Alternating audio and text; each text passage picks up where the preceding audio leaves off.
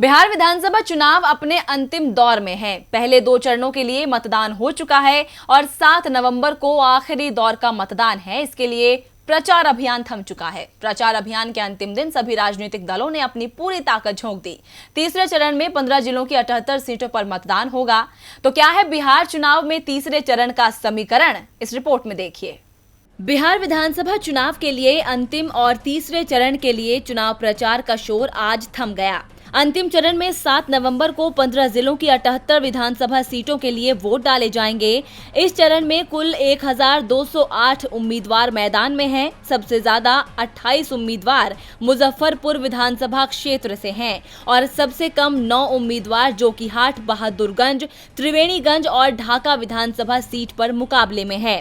साथ ही आपको बता दें कि वाल्मीकि नगर लोकसभा सीट के लिए होने वाले उपचुनाव के लिए भी तीसरे चरण में ही वोट डाले जाएंगे। लोकसभा सीट पर 7 उम्मीदवार मैदान में हैं। आखिरी चरण के चुनाव में मुस्लिम बहुल सीमांचल तो यादव बहुल कोसी और ब्राह्मण बहुल मिथिलांचल की कुछ सीटों पर चुनावी लड़ाई होनी है।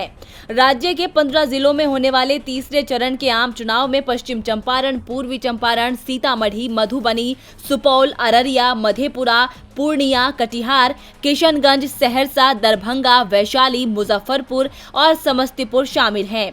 तीसरे चरण में महागठबंधन की ओर से आरजेडी 46 सीटों पर और 25 सीटों पर कांग्रेस के उम्मीदवार हैं। सीपीआई माले 5 और सीपीआई ने 2 सीटों पर अपने प्रत्याशी उतारे हैं। वहीं एनडीए की तरफ से जेडीयू सबसे ज्यादा 37 सीटों पर चुनाव लड़ रही है। बीजेपी के 35 प्रत्याशी मैदान में हैं और वीआईपी की 5 और हम की 1 सीट पर चुनाव लड़ रही है। इसके अलावा असदुद्दीन ओवैसी की एआईएमआईएम ने करीब 2 दर्जन सीटों पर अपने उम्मीदवार उतारे हैं। अब इन तमाम दिग्गजों की किस्मत 7 नवंबर को ईवीएम में कैद हो जाएगी, जिसके बाद सबकी निगाहें चुनाव परिणाम पर ही टिकी होगी।